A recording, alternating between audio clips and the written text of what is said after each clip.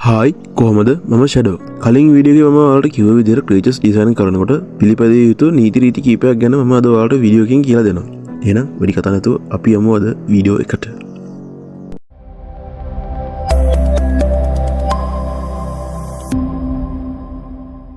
හරි ක්‍රීචර්ස් ඩිසයින් අයත් වන්නේ වර්ල්ඩ් බිල්ඩින් වලට. වර්ල්ඩ් බිල්ඩින් කියන්නේ ඉතා සංකීර්ණ සහ රසවත් දෙයක්. ඔබ නිර්මාණය කරන ජීවියා රසවත් වෙනවා කියනම ඒ ජීවියා ජීවත් වෙන ලෝකය සංකීර්ණ වෙනවා. ඒ ජීවියත් එක්කම ඒ ලෝකේ ජීවියා ජීවත් වෙන ලෝකය සංකීර්ණ වෙන එක අහන්න දෙන්නේ මේ සාමාන්‍යයෙන් සංකීර්ණ ජීවිතය තියෙන ග්‍රහ ලෝක තමයි හොඳම ග්‍රහ ලෝක. පෘථිවිය ගන්නකො ක්‍රීචර්ස් ඩිසයින් ඕනේ නැහැ ඉතින්. හරි මේ තියෙන්නේ ඒ නීති කිව්වට. ඒවා නීතියම නෙවෙයි මේවා මාර්ගෝපදේශය. ඉතින් මේ කොටස් හරියට අනුගමනය නොකරොත් ජීවියෙකු නිර්මාණය කරොත් ඒ ජීවියා අසාර්ථකයි. අසාර්ථකයි කියන්නේ මුළු කතාවම අසාර්ථකයි. ඔබ නිර්මාණය කරපු ලෝකයම අසාර්ථකයි. ඒ විදිහට හොඳම උදාහරණයක් තමයි 2019 අප සොනික් ද හෙච්චෝ මූවි එකේ සොනික්ගේ පළවෙනි ඩිසයින් එක. ඒ සොනික් දැක්කම හිනත් යනවා. ඒ ඩිසයින් එකට ප්‍රේක්ෂකව කැමති වුණා. ඒ නිසා ක්‍රියේටර්ස්ලා සොනික් ඩිසයින් එක වෙනස් කරා. නැත්තම් මුළු ෆ්‍රැන්චයිස් එකම ෆේල් වෙනවා. ඔයාලට පේනවනේ ඉතින් ඒ සොනික් එකේ තියෙන කැත මේ වන්ද. එච්චර කාලයක් සොනික් බලපු මටත් හිතා ගන්න බැරුණා මේ මොන සොනික්ද කියලා. දැන් තියෙන සොනික් ඩිසයින් එක ගොඩක් හොඳයි. ඒ සොනික්ට ලයිව් ඇක්ෂන් ඩිසයින් එකක් දෙනවනම් හොඳම ඩිසයින් එක තමයි දැන් තියෙන්නේ. අවංකව කිව්වොත් මමත් ඒ ඩිසයින් එක ගොඩක් කැමතියි. හරි අපි සොනික් වෙතනින් තියලා අපි බලමු මේ තියෙන රූල්ස් මොනවද? ඒවා එකින් එක අපි බලමු.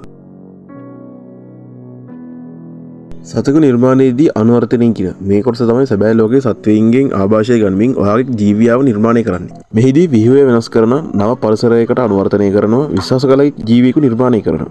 අපි මේ කොටස් දෙකකට බෙදමු. ආශාදය නිර්මාණකරුවන් බොහෝ විට අද්විතීය සංකල්ප නිර්මාණය කිරීමට විවිධ මූලාශ්‍ර භාවිතා කරනවා. සතුන්, ශාක, සුද්ධ ජීවීන්, මිත්‍යා ජීවීන්, ශබ්ද, චලන ඉරගන්න. ඉතින් උදාහරණයක් ගත්තොත් එහෙම අපි ගත්තොත් එහෙම හොඳම උදාහරණයක් තමයි How to Train Your Dragon කතාමාලාවේ වෙන Toothless. Toothless කියන්නේ සම්පූර්ණයෙන්ම ගොඩක් ආශාදය ගත සතෙක්. Black Panther, Axoloid, අශ්වයා, බල්ලා සහ වවුලා. වවුලාගෙන් තමයි කොහොමත් මකර හදන්නේ. අපි කලින් වීඩියෝ එකේ කතා කරා. ඉතින් එහෙම තමයි ඒකත් ආශාදයක් තමයි නේද? ඒ දින හොඳම උදාහරණයක් තමයි ආශාදයේ හොඳම උදාහරණය තමයි Toothless. හැබටප් කියන්නේ ක්‍රීචර්ස් ජීවත් වෙන පරිසරය. ජීවියාගේ හැකියාවන් ශරීර ව්‍යුහය හැසිරීම මේ දේවල් වලට වාසස්ථාන ගොඩක් බලපානවා. උදාහරණයක් විදිහට හිමවලයන් ආభాෂය ගත්තොත් ජීවියෙක් ඔබ නිර්මාණය කරගන්න ඔබ දන්නවා හිමවලහ කියන්නේ හිම පරිසරයකට අනුවර්තනය වෙලා ඉන්න සතෙක්. ඉතින් ඒ සත්වයා කාන්තාර පරිසරයකට ගිහින් නැමොත් මොකද වෙන්නේ? ඒ ජීවියාගෙන් කිසිම වැඩක් නැති වෙනවා. අන්න ඒ වගේ තමයි ඔබ නිර්මාණය කරන ජීවියාට ගැළපෙන පරිසරයක් ලබා දීමට ඔබ දැනගන්න ඕනේ. මෙහිදී ඔයාගේ ජීවියාව සැබෑ ජීවියෙක් වගේ හැඟෙන විදිහට නිර්මාණය කරනවා. ඒක කොටස් දෙකකට බෙදනවා. ඒකේ පළවෙනි එක බයොලොජි. මේක ඔයාගේ ජීවියාගේ ඇටසැකිලි ව්‍යුහයේ මාංශ පේශි, සමේ වයනය සහ හුස්ම ගන්න ආකාරය පවා ගොඩක් දේවල් බලනවා. ඊට පස්සේ බිහේවියර් එක. බිහේවියර් කියන්නේ හැසිරීම. ඔයාගේ ජීවියා බාහිර ලෝකෙත් එක්ක අන්තර්ක්‍රියා කරන ආකාරය. ඒ කියන්නේ සතා හැංගෙන විදිහ, දඩයන් කරන විදිහ සහ එයාගේ බොඩි ලැන්ග්වේජ් පවා අපිට ගන්න ඕලන්. දන්නවා රැටල් ස්නේක් ගත්තොත් ඒවා රැටල් ස්නේක්ට බොඩි ලැන්ග්වේජ් එකක් තියෙනවා. පහර දෙන්න කලින් එයාගේ නැට්ට එයා හොලවනවා.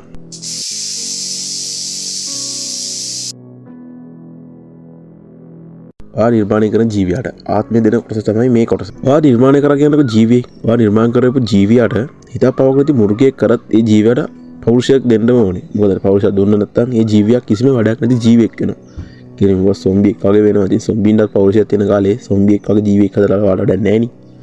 අනිත් වගේ තමයි. උදාහරණයක් ලෙස ගොඩ්සිලා ගන්න.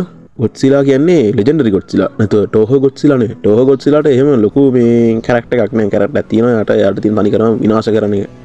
එයාට එතනින් එහා ලෝකයක් නැහැ මම නම් දන්න තරමින්. හැබැයි පස්සේ නම් අපි දැක්කා නිකන් එතකොට තව පිටසක් වලට අයිටන්ලත් එක්කත් එක සටන් කරනකොට ගොඩ්සිලාට නිකන් අර්ත් එක ආරක්ෂා කරන දින ගතියක් වගේ අපි දැක්කා. ඒත් ඉතින් ලොකෝටම අපිට හිතන්න බෑ. ඒත් ලෙජෙන්ඩරි ගොඩ්සිලාගේ එක හොඳටම තියෙනවා.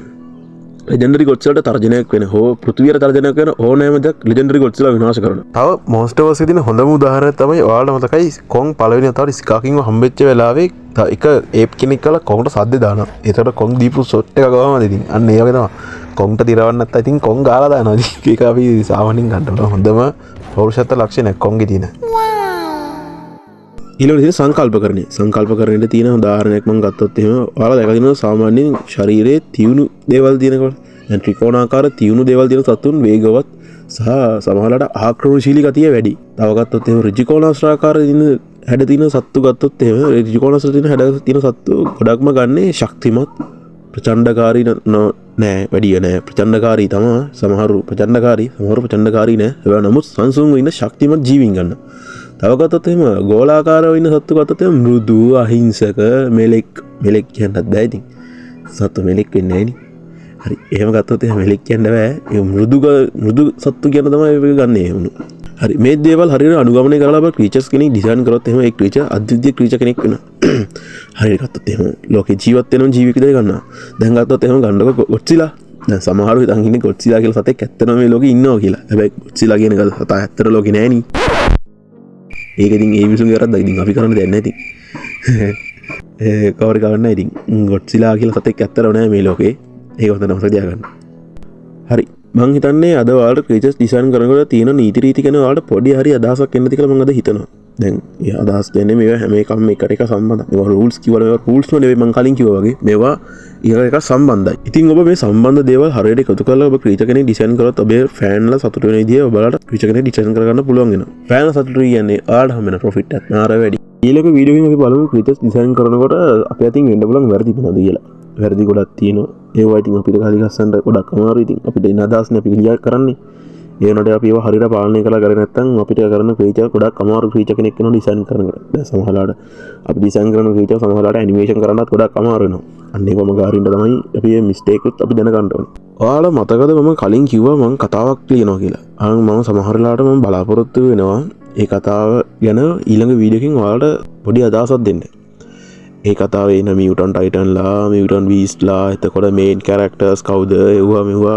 හරියට අපි කතා කරගමු ඒකින් මම කැමතියි ඔයාලගේ අදහසුත් අරගෙන මගේ අදහසුත් එක්ක කම්බයින් කරලා ක්‍රීචර්ස් ඩිසයින් කරන්න ගොඩක්ම මියුටන්ට් ටයිටන්ලා එහෙනම් අපි මේ ඊළඟ වීඩියෝ එකෙන් හමු වෙනකම් මම අදට යනවා එහෙනම් ලයික් කරන්න ෂෙයා කරන්න කමෙන්ට් කරන්න එහෙනම් මම අදට යනවා මම ෂැඩෝ බයි